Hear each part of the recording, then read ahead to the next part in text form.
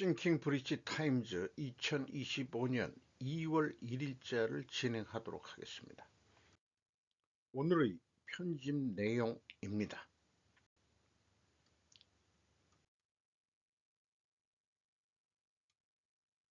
중국 부동산의 실패, 피터 자이안의 1월 31일자 뉴스레터입니다.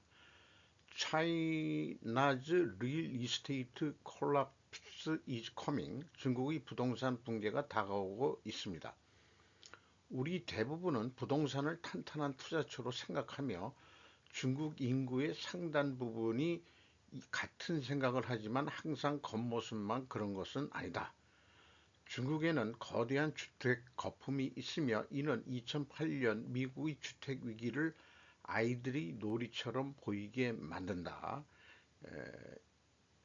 2008년에 모기지론에 의한 거는 애들 같은 거였다. 이런 거죠. 중국 시민들이 투자할 수 있는 선택지가 많지 않아서 부동산이 큰 호황을 누렸었다. 유입된 모든 자금은 대단했지만 인구 증가율 감소와 도시화 둔화로 인해 수요가 급감하고 있다. 그래서 지금은 재고가 너무 많아서 살 사람이 없고 복잡한 소유권 정리로 인해 청산이 거의 불가능하다. 이는 80년대에 지방정부가 자금을 국가정부에 의존하기 시작하면서 시작되었다. 자연스럽게 그들은 더 많은 자금을 확보하기 위해 인구와 경제적 지위에 대해 거짓말을 하기 시작했다. 게다가 지방정부가 자체 자금을 마련하기 위해 토지를 매각하기 시작하면서 부동산 거품이 일어났다.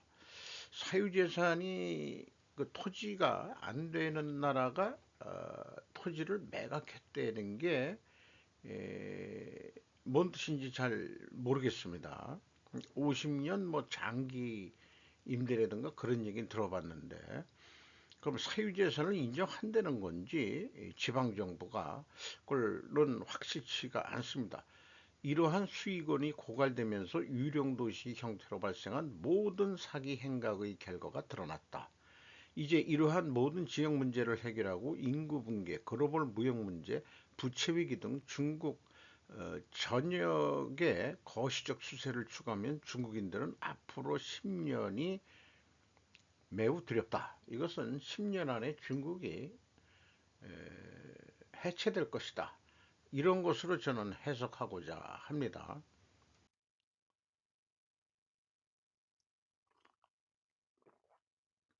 트럼프 주한미군 조정 검토 중국 대응에 초점. 보아 안준호 기자가 1월 31일 날 뉴스 방송한 보도한 내용입니다. 트럼프 2.0 행정부에서 주한미군 감축과 역할 재조정을 검토할 가능성이 충분하다고 전망. 이런 얘기고, 그 다음에 트럼프 2기 때도 해외 주둔 미군 전력 재조정에 관심이 현재 쓰고 있다. 그런데 백악관 전 국가안보회의 동아시아 국장의 말을 인용을 하고 있습니다. 주한미군에 대해서 미한 동맹과 검토를 재개할 것이라는 것은 거의 확실시 된다 이렇게 표현을 했고요. 시드니 사일러 전 국가정보위원회 북한 담당 분석관은 향후 해외 주둔 병력에 대한 검토가 이루어지면 병력의 유형과 임무, 역량, 한반도에서의 전쟁 성격 등을 검토하고 적절한 수와 유형으로 배치되어 있는지 확인하는 작업은 진행이 될 것이다. 그러나 대규모 감축은 없을 것이다. 크리스토퍼 존스톤 주한미군을 조정하더라도 대규모 감축은 없을 것이라는 전망을 했고 브루스 베넷 랜드연구소 선임연구원은 주한미군 감축성은 항상 있어 왔던 거고 그래서 소규모 감축은 있을 수 있겠지만 대규모 감축은 없을 것이다. 북한이 핵무기를 보유하고 있는데 미국이 그 위협을 대응하지 않는다면 한국 스스로 방어하는 일은 실현 불가능한 것이다. 현 수준 유지에 대한 초당적 공감대는 가지고 있기 때문에 미군 역할 검토가 중국 대응에 한국군이네요. 한국군 역할 검토가 중국 대응에 초점을 맞출 것이라는 전망을 하고 있답니다. 시드니 사일러 전 미국 국가정보원 북한 담당 분석관, 많은 사람들을 만나서 인용을 하고 있는 그 자세가 좀 객관적인 입장을 보도하려는 그런 자세를 높게 사야 될 것이라고 생각합니다. 미국 의회에서도 주한미군 규모의 타이완을 둘러싸고 미중 간 분쟁이 발생할 경우 주한미군이나 주한미군 기지를 사용해야 하는 상황이 발생할 수 있다는 생각은 매우 중요한 사안이다. 현재 주한미군과 주일미군의 병력 수준이 특히 중요하다. 두 지역 모두 중국과의 충돌 가능성을 염두에 두고 재검토해야 될 것이다. 그런데 한국이 중국 방어 최적지다. 중국 억제를 위해서는 주한미군 감축보다 오히려 한국군과 함께 주한미군의 공군력 현대화 등을 진행해야 한다는 제안도 있다. 이런 얘기고, 그런 쪽에서는 데이비드 베넷 랜드 연구소 선임연구원이 주한미군은 북한 대응을 책임져 왔고 태평양 사령부가 중국 대응을 맡아왔다. 만약 중국 방어를 걱정한다면 한국보다 더 좋은 주둔지는 없을 것이다. 데이비드 맥스웰 아태전략센터 부대표는 타이완 방어에만 집중한다면 전략적 딜레마에 직면할 것이다. 타이완이 위협받으면 한국도 위협을 받을 가능성이 매우 높고 그럴 경우 한국, 일본, 필리핀 등 미국의 아시아 동맹 모두 위험에 처할 수 있다. 라는 뉴스 보도를 내서 트럼프 2.0이 한국에 대한 방위 전략이 어떻게 그 대응을 해야 되는지 우리도 그 예의 좀 관심을 갖고 계속 지켜봐야 될 사항이라고 생각합니다. 어쨌든 트럼프의 방위 전략은 중국 대응에 초점을 맞출 것이다 하는 것은 변함없는 사실일 것이고요. 최대한 내란 특검법 또 거부권 행사 여전히 내용적 위헌적 요소 소정 기자가 아시아경제에서 1월 31일 15시 44분에 보도를 했습니다. 오후 국무회의 주제 국가기밀 유출 가능성 여야 합의 없이 통과 안타까워 요 소제목으로 그냥 넘어가도 좋을 것 같네요. 여기 표현한 그 최상목 대행이 최상목이죠? 최상목인가? 최상목. 상권 분립의 예외적 제도인 특별검사 도입이 우리가 그간 지켜내온 헌법 질서와 국익이라는 큰 틀에 비춰 현 시점에서 진정으로 필요한 것인지에 대해 국무위원들과 심도 있게 논의하고 숙고를 거듭했다. 자, 여기 상권 분립이 나왔는데 지금 특검법 이런 것들은 입법부의 독재 성격으로 행정부에 넘어온 거다 이렇게 인식을 하는 게 좋을 것 같습니다. 뭐 계속 얘기했지만은 양당제대 민주제도라는 것은 그게 서로 견제가 되는 머릿수 정도가 돼야 되는데 내각제라면은 야당이 그렇게 거대 야당이 됐으니까 내각제에서는 총리 그 거대 야당이 그 정권을 잡았겠죠. 근데 우리나라는 대통령제니까 어, 지금 제 생각에는 그래요. 그 윤칸이 하는 것을 꼴을 못 보겠다.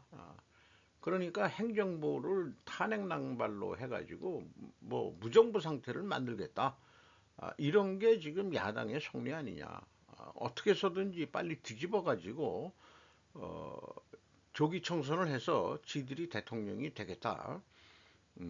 그렇게 대통령이 된 다음에는 중국하고 친해지겠다는 거가 속내가 다 들여다 보이는 얘기입니다. 내란 우두머리 혐의 윤 대통령 사건 서울중앙지법 형사 25부 배당. 박설립 기자가 MBC 뉴스에서 1월 31일 16시 38분에 보도했습니다.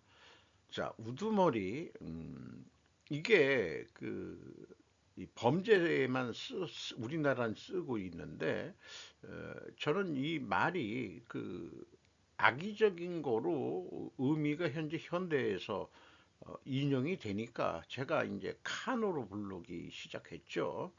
어, 그 말씀을 좀 드리면서 어쨌든 그 김용현 전 국방부 장관하고 같은 법정인 서울중앙지법에 배당이 됐다 이런 얘기를 하고 있습니다.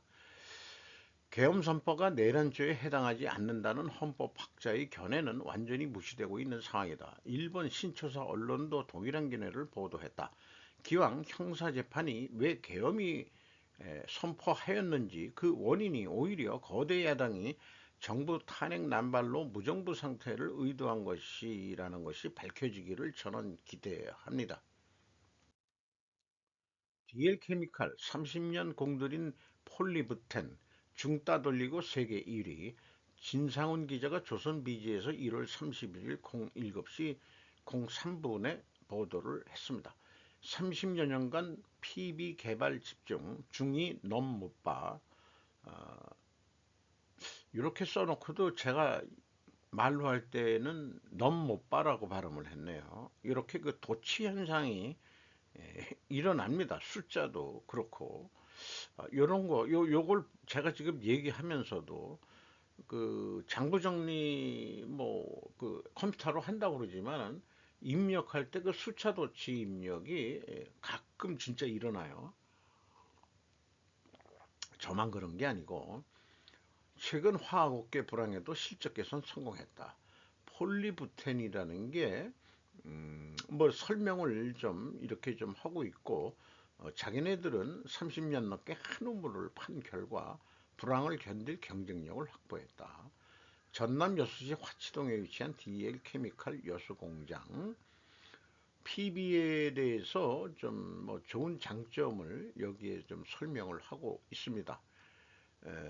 뭐 얘기한 대로 업황과 관계없이 꾸준한 수익을 창출할 수 있는 스페셜티 전략을 계속 추진해 나갈 것이다.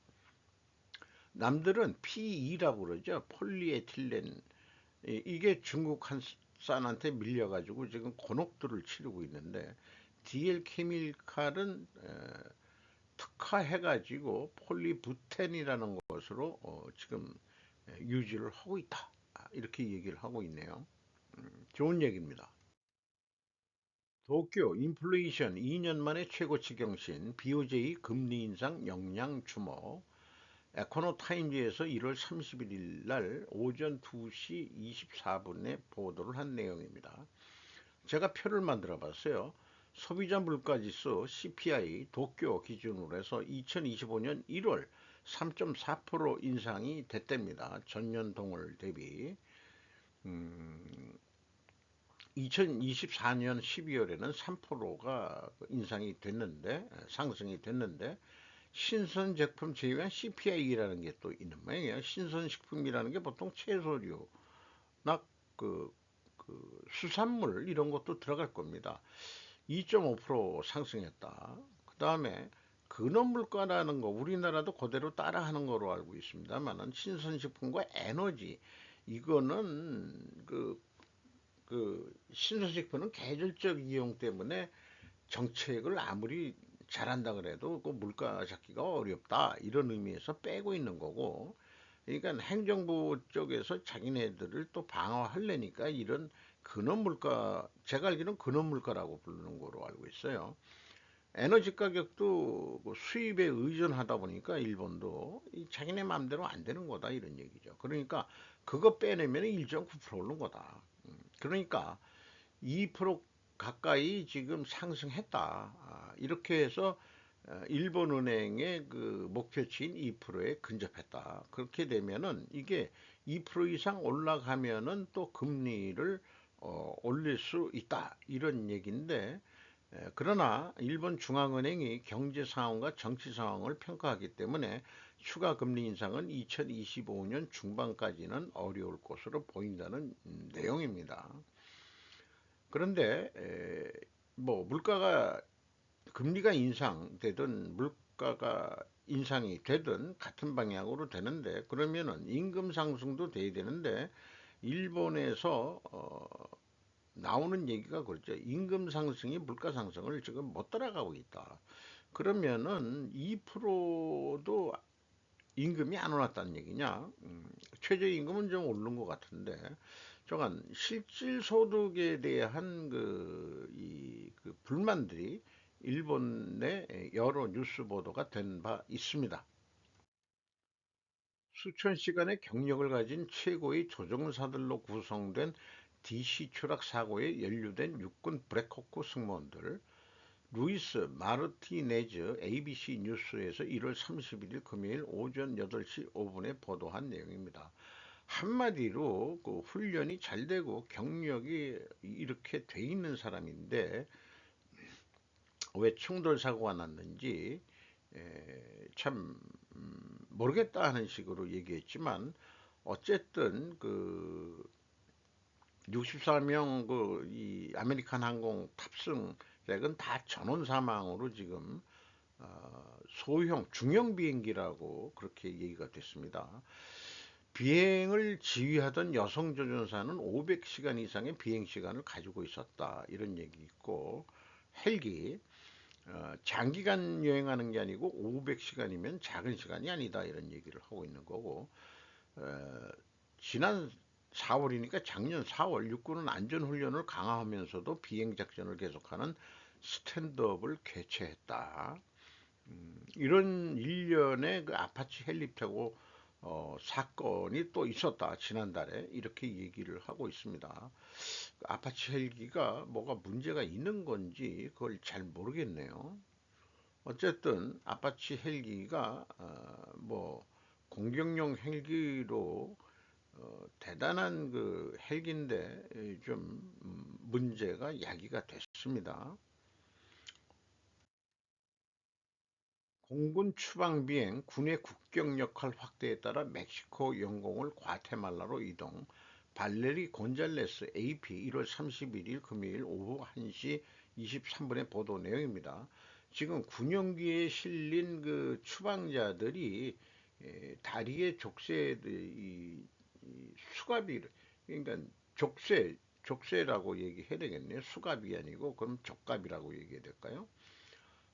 여기에 이제 이렇게 돼 있고 마스크도 쓰고 있고 뭐 그런 상황의 사진을 했는데, 한마디로 옛날에 그 국경 그 관할 그 행정부서에서는 그 추방할 때 민간기 이런 것들을 썼는데 이제 군용기를 쓰고 있다, 동원이 되고 있다.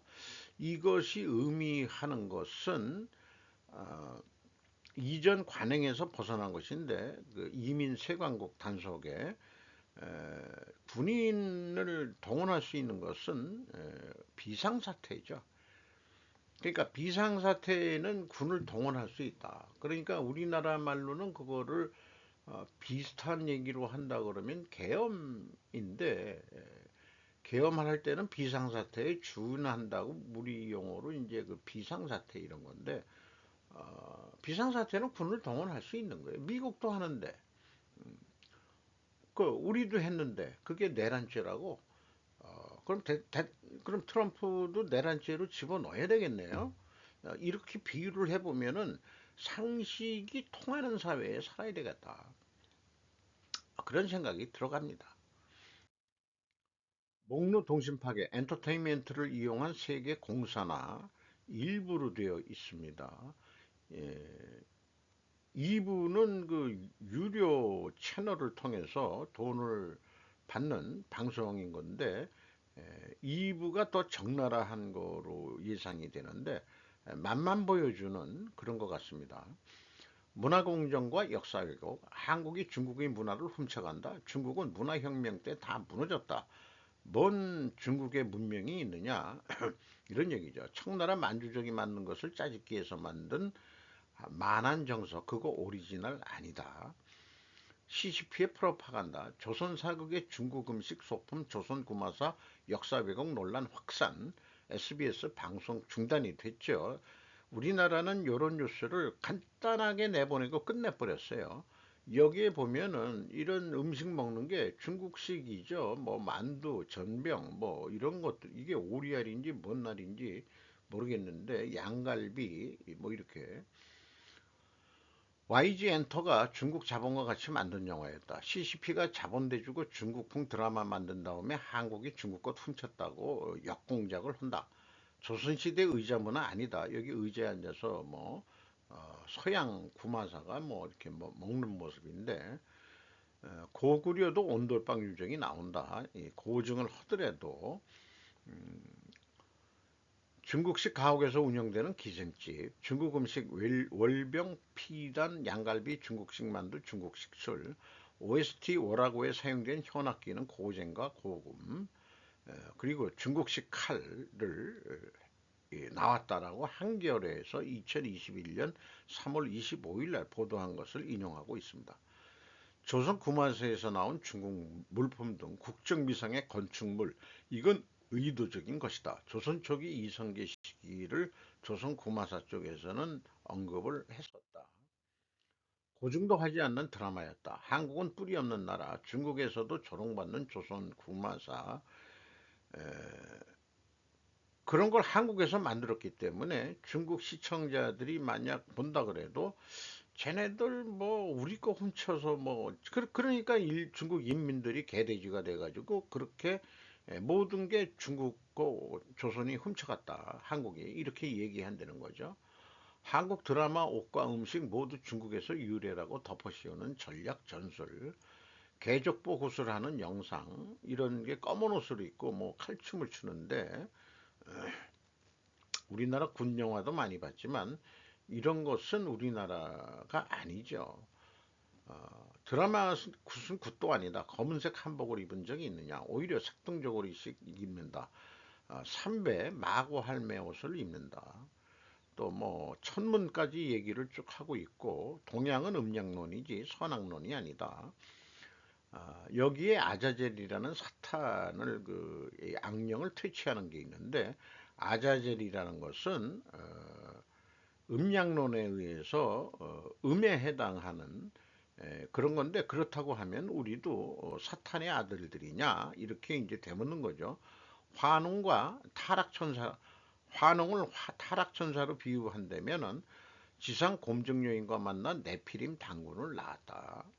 우리가 그냥 악의 그 자손들이라는 얘기죠. 서양식 사고방식으로 하면은 그리고 서양 점성술은 양자리 시대 때 만들어진 것이다. 이 별에 바빌론 점성술 기반으로 만들었다. 북해기선, 남해기선, 개자리, 염소자리라고 불렸다. 현재 12월은 궁수자리, 바벨론 시대는 염소신이 부활하는 시기였다. 그렇게 얘기하고 그 염소신 그 신화에 마국간 얘기가 나오는데 그것이 계속 그 처녀자리 시대에 와가지고도 그것이 전승이 돼가지고 성인들은 모두 마국간에서 태어난다든지 이런 얘기입니다. 어, 마국간에서 일하는 흉노, 흉노 역사를 보면은 그렇게 나옵니다. 흉노가 한나라하고 싸우면서 남흉노, 북흉노로 됐는데 한나라하고 평화 조약을 맺은 사람이 그 유명한 그 미인을 보내 가지고 그 결혼 동맹을 통해 가지고 중국 황실에 들어가게 되는데 마국간 일을 했다. 이런 얘기. 그 다음에 그 고주몽, 고구려도 마국간에서 일했고, 이런 거, 그런 원류가 다 왜 비슷비슷하냐 그러면은 다 시베리아에서 나왔기 때문이다. 또 시비한 거 고대 관습이었기 때문이다. 타타르인은 조선인이란 뜻이다. 일본 성독태자도 마국간에서 태어났다. 다 염소신 숭배에서 관련이 있다. 상당히 그 천문, 그 고대 이런 거에 많이 연구를 한 그런 내용입니다. 양자리 시대 때 동서양 동시에 일어났다. 문명 전파자들이 만들었기 때문이다. 문명 전파자들이 시베리아 북극권 그때 살았기 때문에 그렇다. 한일 간에 싸우게 만드는 공작도 한다, 중국은. 그리고 중국 드라마 청나라 황실 다 가공이다. 이런 얘기를 하고 있고, 박계옥의 역사 왜곡이라는 것도 소개하고 있고요. 자킹 코리아 대표 황희경, 안은주는 인민일보 한국 대표적 부대표와 그 대표처 부대표와 이사를 가지고 있다. 이 황희경이라는 사람이 천지인이라는 교육을 한자 교육을 하는데 한글까지 중국화하려는 의구심. 한글을 만든 것은 중국 발음을 정확히 하기 위해서 하는 것이다라는 것을 훈민정음에 뭐 일부 나온 얘기가 내가 있는 거는 알고 있어요. 그렇지만은 그거 가지고 때국에 잘 보이려고 그 이 세종이 한글을 만든 것이지 자기네들을 우러러보기 때문에 그 중국어 발음을 정확히 하려고 한글을 만든 거다. 이따위 식으로 왜곡을 하는데 이게 젊은 애들한테 맥혀가지고 그런 방송을 그 여과 없이 그냥 그 받아들이고 하는 3040 애들의 그 목소리를 들을 때는 어, 좀 깝깝한 생각이 들어갑니다. 그 세뇌가 어떻게 그렇게 될 수 있을까 하는 얘기. 조선 쿠마사 만들었던 자킨 코리아 지금 검색해 보면은 안 나오고 주소지가 그 이 천지인과 인민일보도 같은 주소지로 돼 있고 인민일보와 충영교회가 위치가 가깝다는 것까지 상관관계를 얘기를 하고 있고요. 그리고 뭐 한마디로 개소리들을 떠들고 있다. 지랄 연병들 하고 있다라 아주 그 노골적으로 얘기를 하고 있습니다. 그리고 인민일보 한국 대표 항저우 자핑 픽처스 유한공사 대구에 성금을 냈다. 코로나 때. 그것까지 하면서 그때 이제 송영길이가 주선을 했다는데 이러니 그런 놈들이 전부 다 중국 친중 세력들 이런 애들. 그런데 그 뒤에 또 영국 로스차일드까지 이제 상관관계로 연결을 해요. 엑소 큐티 영화 최근에 만든 게 있는데 프랑스 로스타의 하수인인 이수만도 얘기를 하고 있고 어, 과거에는 그 서양 남자가 동양 여자하고 결혼하는 경우 이런 게 있는데 요즘에는 그 K 드라마나 팝이 뜨고 한국이 뜨면서 K 문화가 뜨면서 서양 여자와 동양 남자들 한국 남자 우리나라 유튜브에서도 외국 그 백인 여자들하고 같이 사는 그런 것들을 그 많이 방송을 하죠. 그래서 중국은 그게 또 배가 아프니까 한국 남자를 중국 남자로 전환시켜 보려는 중국 그렇게 에, 생각도 듭니다. 그래서 K-팝을 C-팝으로 해보려는 영 로스차일드라고 해석을 하네요. 하나의 단일 문화와 단일 정보 계획을 가지고 있는 것 같다. 로스차일드 12한국을 만들려고 중국이 주종이 될 수는 없다. 12한국은 고조선 연방 얘기인데 옛날에 역사에서도 그리트라고 뭐 이 아시아 대륙에 그런 거대한 연방이 있었다는 거가 고증이 되고 있다 그러죠. 그것은 중국이 아니다. 이런 얘기를 하고 있습니다. 알타이게 문화를 배우려면 한국 문화를 찾으라. 그 영국 로스차일드한테 얘기해주고 있는 거예요. 역사를 역추적해봐라. 아스케나지 유대인 추적해 나가면 흉노와도 연결이 된다. 한류 동전론을 괜히 얘기하는 게 아니다. 예루살렘 문화와 한국 고대 청동기 문화와 연결된 것이 많다.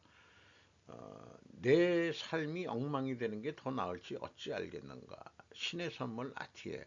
제가 상징적으로 그 좀 비유를 해봤어요. 또 비유하고 싶은 것은 개와 코요테 모두 자신의 대변, 즉 배설을 사용하여 전략적으로 눈에 띄는 위치에 자신의 영역을 표시한다.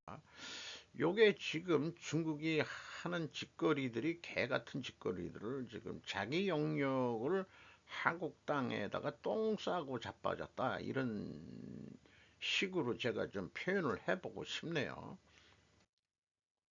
미국의 싱크탱크가 한국의 군사력을 최고로 평가하니요. 샤를 세완이라고 자기가 뭐 이름을 미국식으로 붙였네요. 한국경제 기자인 것 같은데 작전본부 일하라고 연합경제뉴스 경제TV로 보도를 했는데 한마디로 트럼프 2.0 트럼프의 세계관 3대 원칙이 있는데 첫 번째가 동맹체제에 대한 회의 자유무역 반대, 권위주의에 대한 호감 이렇게 정의를 내리고 있습니다. 이제 외교의 시대는 갖고 거래의 시대가 왔다. 외교도 거래 아닌가요?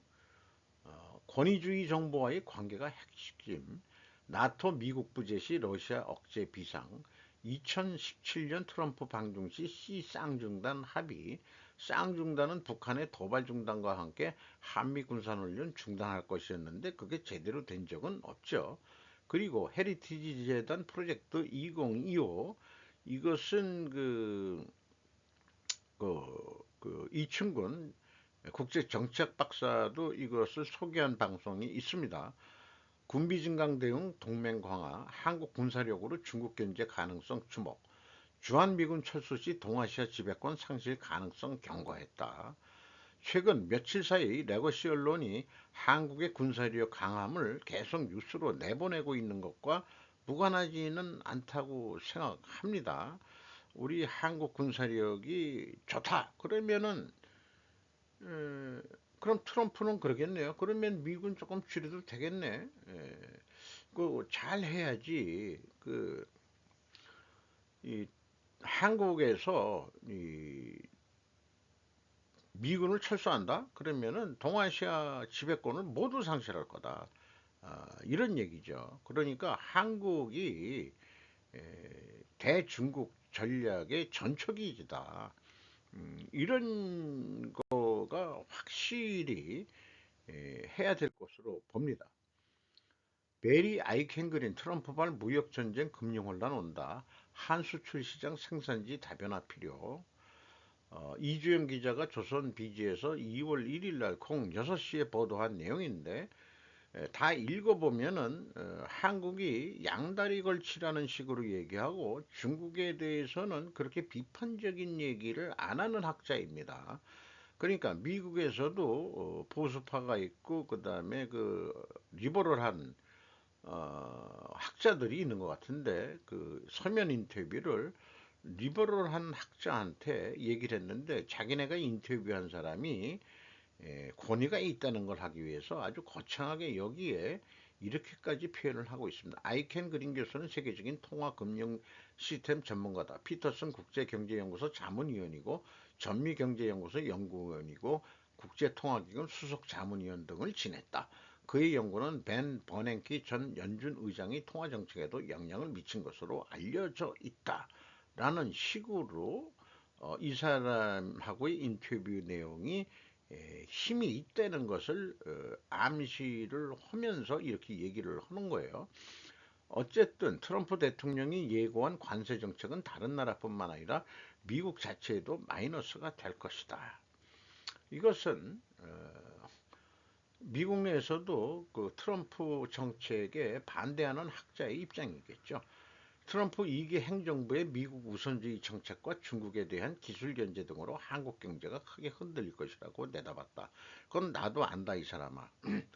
한국이 중국과의 무역 의존도가 너무 많았기 때문에 미국 우선주의 정책하고 이 미중이 대립이 되면은 중국이 무너지는 만큼 한국도 무너지게 돼 있다. 경제적으로. 그래서 뭐 이거 이 싱킹 브리지 타임즈 할 때부터도 벌써 생각을 한 건데 북한의 용어대로 우리도 고난의 행군을 할 각오를 하면 안 된다. 각오를 해야 된다.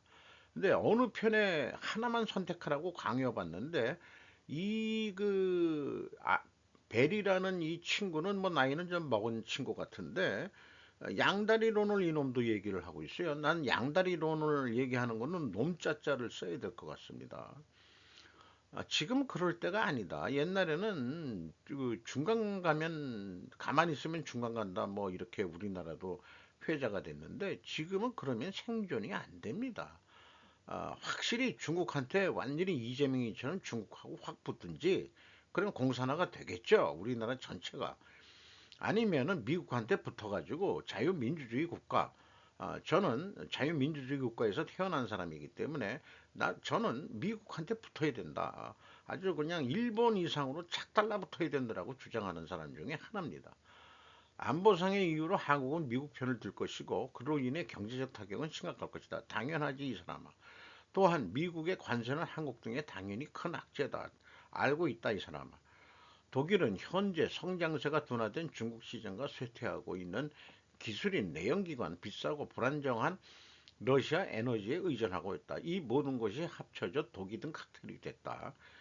유럽이 중국한테 다 먹혔다는 식으로 3040들은 인식하게 만드는데 그 잘못한 건 잘못한 거다 이게. 그게 벗어나려고 지금 다들 하고 노력하고 있지 않느냐.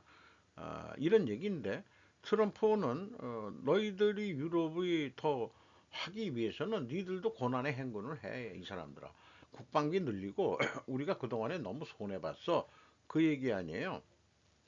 맞는 얘기 같은데 위기를 해결하는 키는 경제정책이 아니다. 이는 정치적인 문제다. 한국 유권자들의 다수가 하나의 중도 성향 지도자에게 결집하는 것이 관건이지만 아쉽게도 이는 쉬운 일.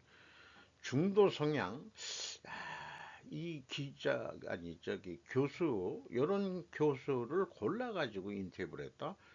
그래서 기자한테 제가 얘기를 하는 겁니다만 보아 미국의 소리가 여러 사람을 인터뷰하듯이 한 사람만 인터뷰해서 이렇게 그 뉴스 머리 측면에 내놓는 의도가 조선 비즈도 무슨 의도인지 모르겠네요.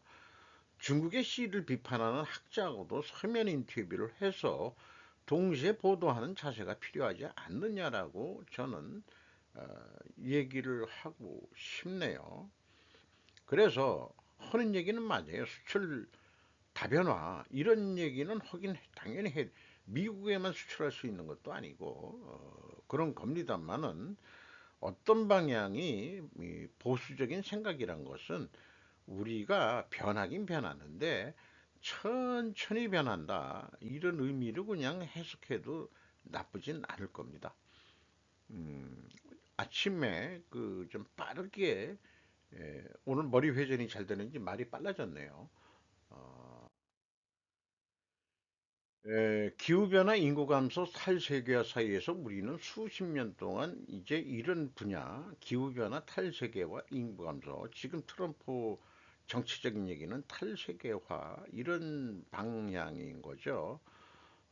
미국 2.0, 트럼프 2.0, 4년이지만은 그 4년이 세계에 미치는 영향은 어마어마할 겁니다. 거기에 우리가 한국이 생존하기 위해서 어떻게 해야 될 것이냐. 저는 뭐 개인적인 방향은 섰는데 딴 얘기들을 하는 사람들도 분명히 있긴 있는 거죠. 친중적으로 해야 된다는 친중파가 있고 그 다음에 그 저는 그렇다면은 이제 그 친미파라고 볼 수가 있는 건데 어, 친일도 그럼 집어넣으세요. 그러면은 그 친일 친미파라고 공언할 수밖에 없습니다.